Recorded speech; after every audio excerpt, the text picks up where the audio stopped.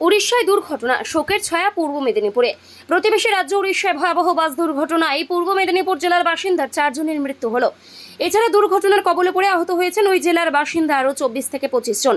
তবে উড়িষ্যা জাজপুরের বারাবাটিতে ওই দুর্ঘটনায় মোট মৃতের সংখ্যা 5 জন, আহত হয়েছে প্রায় 50 জন। মৃত যাত্রীরা হলেন ভূপতিনগর থানার উড়ুরি গ্রামের বাসিন্দা উত্তম মাইতি, এগরা থানার দৌবুদা এলাকার বাসিন্দা অচিন্ত মাইতি, বয়স 61, চণ্ডীপুরের বাসিন্দা মলয় ঘোষ এবং নন্দী গ্রামের বাসিন্দা বর্ণালী দাস বেরা।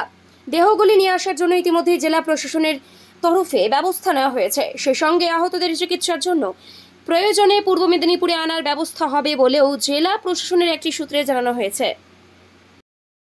আপডেট বলতে এটা তো নতুন গাড়ি ছিল, এটা আমরা জানি, বা আমি ওই গাড়িতেও গেছি 1 মাস 1.5 মাস আগে, এই গাড়িতেই গেছি।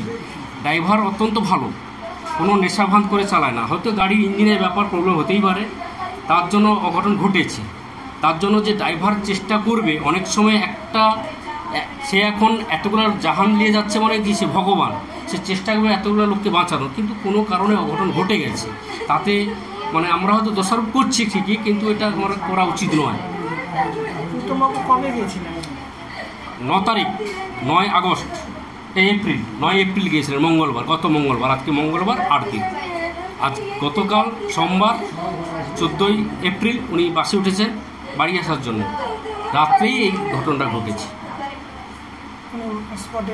স্পটেই মারা গেছে বলতে ওনার ছেলেকে বসিয়ে তাকে জিজ্ঞেস করছে, বাবা তুই ঠিক আছিস?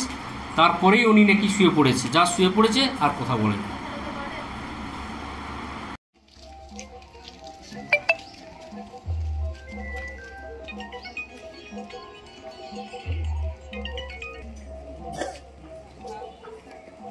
ব্যুরো রিপোর্ট, এখন সংবাদ।